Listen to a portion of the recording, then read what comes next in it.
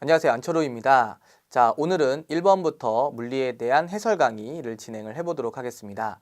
해설 강의라고는 하지만 이 1번 문제를 풀기 위한 2번 문제도 마찬가지겠지만 각각의 문제에 대한 기본적인 개념과 함께 그리고 문제 해설을 자세하게 하나씩 천천히 해드리도록 하겠습니다.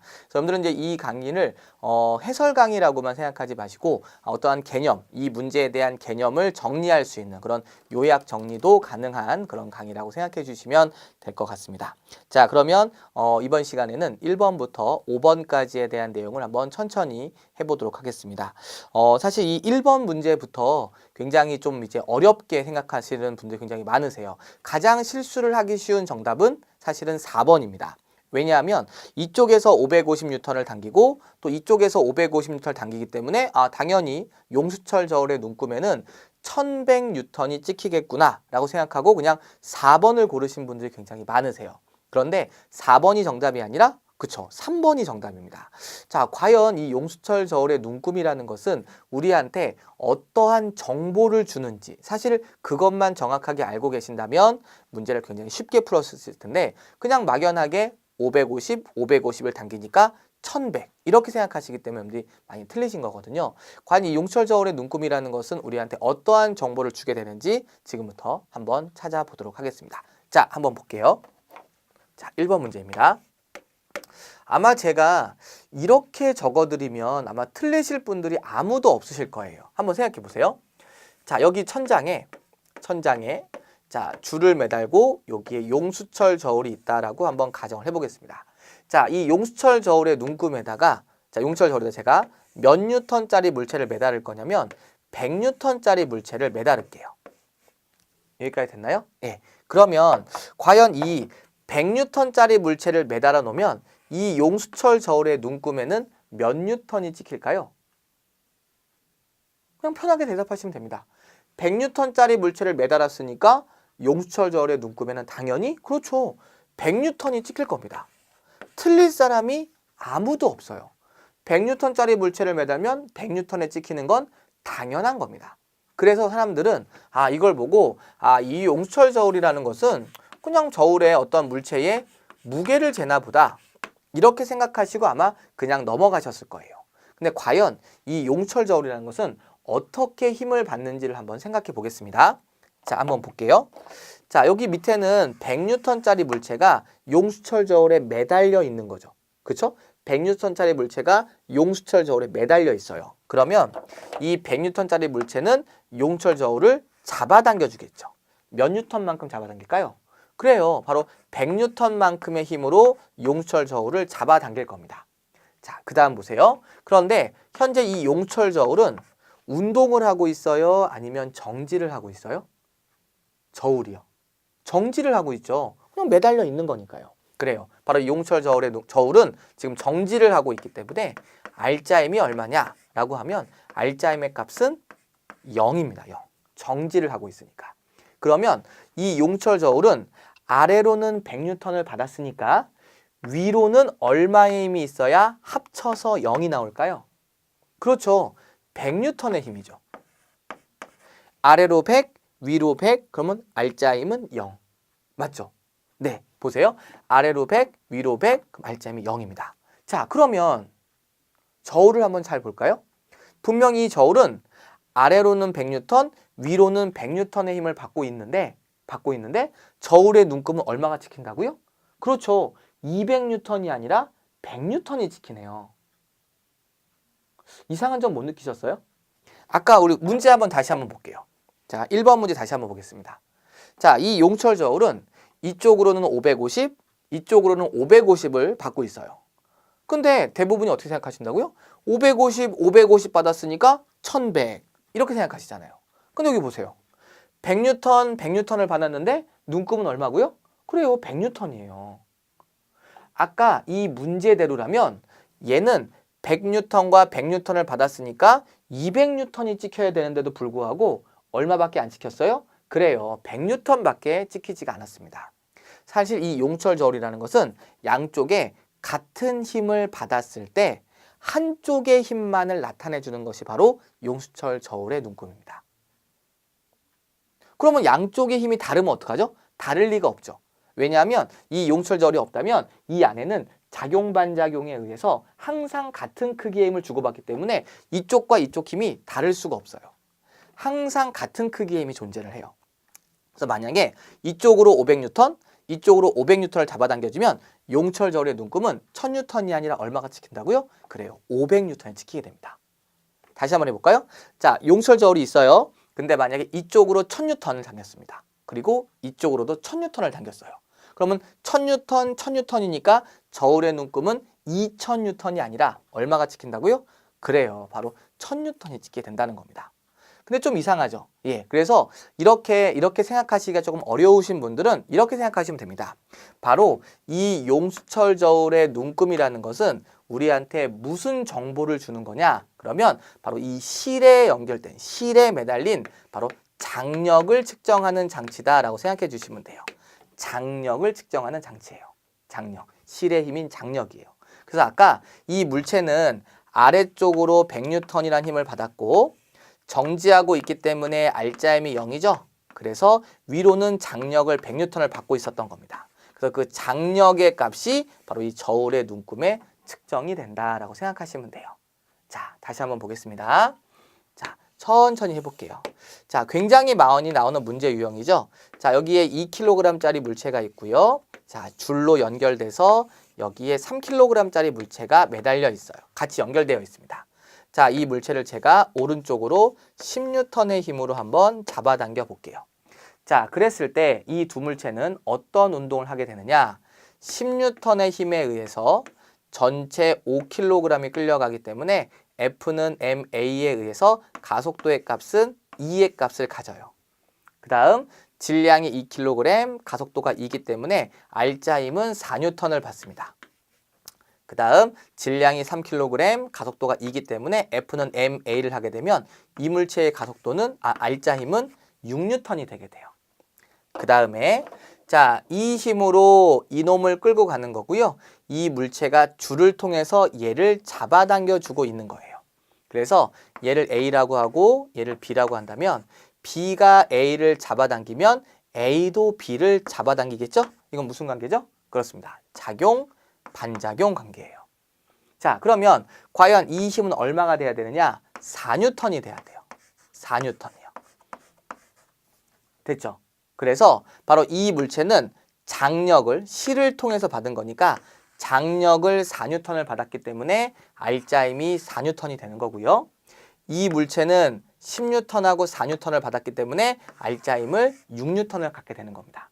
자, 그랬을 때 만약에 문제에서 바로 이 실의 장력은 얼마입니까? 라고 우리한테 물어본다면 실을 통해서 4N씩을 주고받았기 때문에 장력의 크기는 그냥 4N이라고 답을 해주시면 돼요. 이건 이제 워낙 많이 하는 분이 여러분 잘 알고 계시죠?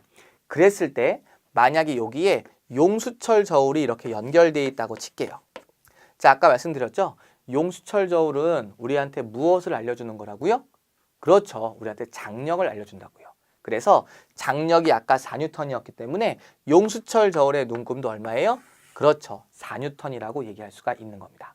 아시겠죠? 자, 그래서 둘 중에 하나만 기억하시면 됩니다. 둘 중에 용수철 저울은 양쪽으로 같은 크기의 힘을 받았을 때 한쪽의 힘만을 나타낸다. 이거를 기억하시던지 아니면 용수철 저울의 눈금은 바로 장력을 측정해주는 장치이다. 이렇게만 기억하시던지 이 두 가지 중에 하나만 기억하시면 1번 문제는 아무것도 아니에요. 자, 이제 1번 문제에 대한 정확한 해설 들어가도록 하겠습니다.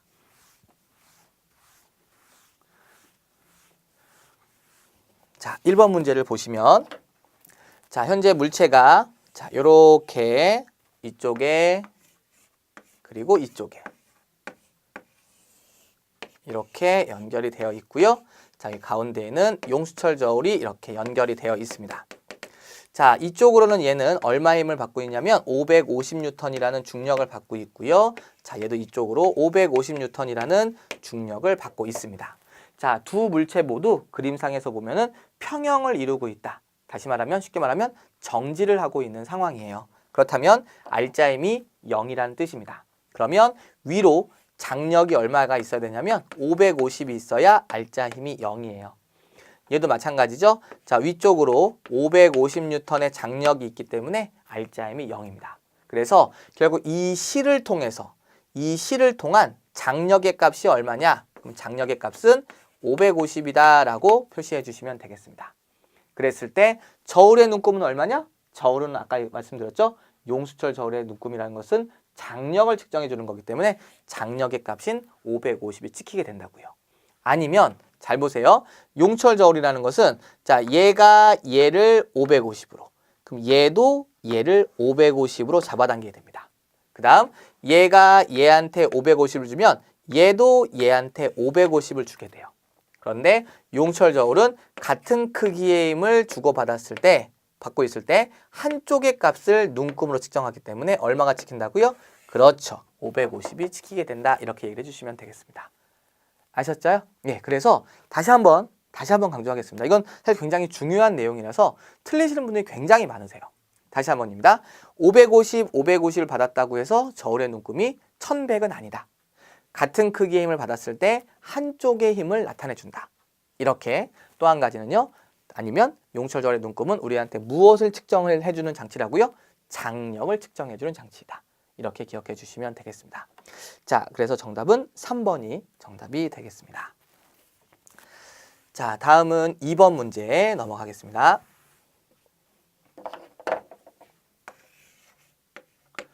자, 2번 문제를 보시면 전자기파는 진공에서 파장에 따라 다양한 이름으로 불린답니다. 다음 중 전자기파가 아닌 것은? 이라고 한번 물어보고 있는데요. 자, 일단 전자기파에 대한 기본 개념을 설명해 드리도록 하겠습니다. 자, 일단 전자기파라는 말을 먼저 하기 위해서는 우리가 기본적으로 파동에 대한 기본 개념을 알고 계셔야 되기 때문에 파동에 대한 걸 잠깐 설명해 드리면, 자, 우리가 이 파동이라는 것은 에너지가 이동해 가는 것을 파동이라고 합니다. 에너지의 이동을 파동이라고 해요. 그런데 이러한 파동을 전달해주는 물질이 있어요. 파동을 전달해주는 우리는 물질을 뭐라고 하느냐? 그렇죠. 매질이라고 합니다. 매질. 파동을 전달해주는 물질을 매질이라고 해요. 예를 들어서 음파, 소리라면 소리를 전달해주는 매질은 뭐냐? 공기예요. 공기가 있어야 소리가 전달이 됩니다. 그 다음 물결파. 자, 물결파, 물이 출렁출렁거리는 이 물결파는 물이 있어야 당연히 전달이 돼요. 이렇게요. 자, 이렇다 보니까 어떤 사람들은 모든 파동은 매질이 있어야 되나 보다 라고 생각하는 사람들이 있어요. 하지만 매질이 없어도 전달되는 파동들이 있습니다. 대표적으로 뭐냐? 바로 빛이에요. 빛. 자, 빛은 태양에서부터 오죠. 그죠? 태양에서 지구까지 진공 상태예요. 우주니까요. 아무것도 없어요. 그런데도 불구하고 빛은 지구에 도달할 수가 있어요. 그 얘기는 빛이란 놈은 파동, 즉 에너지의 이동이지만 매질이 없어도 전달되는 파동이다라고 얘기할 수가 있겠습니다. 아시겠죠? 그래서 모든 파동은 매질이 필요한 것은 아니다. 매질이 있어야 전달되는 파동도 있고 매질이 없어도 전달되는 파동이 있다. 이렇게 생각하시면 됩니다. 여기까지 되셨죠? 자, 그런데 바로 이러한 빛을 우리가 좁은 개념과 넓은 개념이 있어요. 좁은 개념과 넓은 개념. 자, 일단 이것부터 한번 제가 질문해 볼까요? 빛은요, 보여요, 안 보여요? 막상 이렇게 보니까 좀 어렵죠? 자, 가시광선이 뭡니까? 가시광선. 우리가 볼 수 있는 빛을, 그렇죠. 우리가 볼 수 있는 빛을 가시광선이라고 합니다. 흔히 말하는 빨주노초 파남보. 그쵸? 이게 바로 우리가 볼 수 있는 빛이에요. 그러면 우리가 볼 수 없는 빛도 있냐? 있죠. 우리 눈에는 보이지 않아요. 빨간색 바깥쪽 영역의 빛이 적외선. 보라색 바깥쪽에 있는 빛은 보이지 않아요. 그럼 뭘까요? 그래요. 그걸 바로 우리는 자외선이라고 합니다. 그래서 이 빛이라는 건요, 좁은 개념이 있고 넓은 개념이 있는데 보통 빛의 좁은 개념을 보통 가시광선이라고 합니다. 예, 보통 우리가 보이는 빛들을 우리가 좁은 개념의 빛이라고 하고요. 넓은 개념의 빛, 아까 말씀드린 적외선, 자외선, X선 이러한 넓은 개념의 빛을 우리가 뭐라고 하느냐? 그래요. 전자기파라고 얘기합니다. 전자기파. 그래서 전자기파라고 말이 되게 어렵잖아요. 근데 전자기파는 쉽게 말하면 넓은 개념의 빛이다라고 생각하시면 됩니다. 아셨죠? 자, 이때 여러분이 꼭 아셔야 되는 게 있는데 그게 바로 뭐냐면 전자기파의 종류, 그 다음 전자기파의 특징, 그리고 전자기파의 이용. 요 세 가지는요. 반드시 알고 계셔야 됩니다. 전자기파의 종류, 특징, 이용입니다. 일단 전자기파의 제가 특징부터 한번 정리해드리면 전자기파는요. 방금 말씀드린 빛이에요. 빛. 그러다 보니까 매질이 있어요? 없어요? 없어요. 전자기파는 매질이 없어도 전달된다. 이렇게 얘기를 합니다. 그 다음 이 전자기파는요. 횡파예요. 횡파가 뭐죠? 횡파라는 건 진동하는 방향과 에너지 진행하는 방향이 수직인 거예요. 그러니까 예를 들면 이 전자기파는 어떻게 진행을 하냐면요. 자, 이거를 우리가 진행 방향이라고 했을 때 진행 방향에 수직한 방향으로 이렇게 전기장이라는 게 진동을 하고요. 진행 방향에 대해서 요쪽으로 수직한 방향으로 자기장도 진동을 해요. 그래서 전기장이 진행 방향에 대해서 수직으로, 자기장이 진행 방향에 대해서 수직으로, 또 전기장과 자기장도 또 서로 수직이고요. 바로 이런 걸 우리가 뭐라고 하느냐? 횡파라고 합니다. 횡파. 횡파 말고 진행 방향과 진동 방향이 나란한 건 뭐라고 할까요? 그거는 종파라고 합니다. 그래서 음파라든지 지진파의 피파 이런 게 이제 종파에 속하고요. 전자기파는 전부 다 횡파에 속합니다. 그리고 전자기파는 종류가 굉장히 많은데요. 진공 속에서는 종류에 관계없이 같은 속력을 가져요. 그러니까 적외선이건 가시광선이건 자외선이건 마이크로파건 관계없이 진공 속에서는 같은 속력을 갖는다. 진공이 아닌 곳에서는 속력이 다 달라집니다. 하지만 진공 속에서는 같은 속력을 가져요. 그게 바로 전자기파의 대표적인 특징이라고 얘기할 수가 있고요. 자, 그 다음 여러분 이제 두 번째로 아셔야 될 건 전자기파의 종류예요.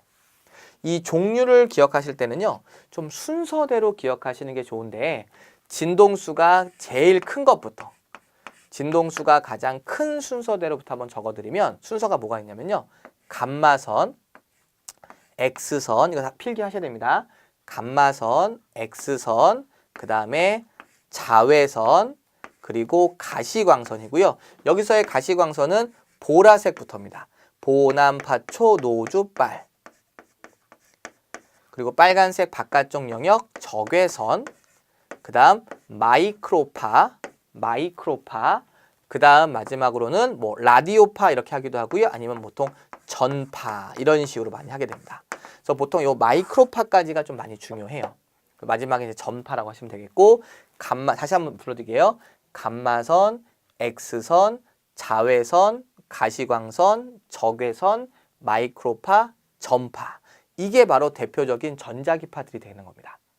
됐죠? 그리고 이제 각각을 어디에 이용하느냐? 예를 들어서 감마선은 뭐 암 치료에 사용하고, X선은 우리가 뼈 촬영할 때 엑스레이 찍는 거, 그리고 자외선은 살균 소독. 가시광선은 이제 우리가 보이는 빛이다 보니까 광학기기, 보통 뭐 현미경, 카메라, 뭐 일반적인 그런 것들요. 그런 것들 광학기기들. 그 다음에 적외선은 열과 관련되어 있으니까 뭐 적외선 체온계, 열감지 뭐 이런 것들을 말하는 겁니다. 마이크로파, 우리가 마이크로웨이브가 전자레인지죠. 예, 전자레인지에 사용하는 게 마이크로파. 그 다음에 전파는 방송통신에 사용하게 되죠. 이렇게 기억해 주시면 됩니다. 그러면 이제 문제 2번 들어갑니다. 자, 우선은 형광등의 불빛. 빛이니까 당연히 이건 전자기파에 들어가겠죠. 다음 1번은 아닌 거죠. 1번이 정답인데요. 다음 3번 X선 전자기파에 들어가죠. 4번 자외선, 그렇죠. 전자기파에 들어갑니다. 그러면 알파선이 뭐냐? 우리가 알파선 또는 알파 입자라고 부르는 이런 알파선, 알파 입자는 바로 헬륨 원자핵을 얘기하게 됩니다. 그래서 알파 붕괴가 일어났을 때 바로 헬륨 원자핵이 방출되는 어떤 방사선, 이런 게 바로 알파선에 속하게 되는 거예요. 그건 전자기파에 해당하지 않습니다. 정답은 1번이 답이 되죠. 자, 요런 내용들 잘 정리해 두셔야 됩니다. 자, 다음 3번 문제 넘어가겠습니다.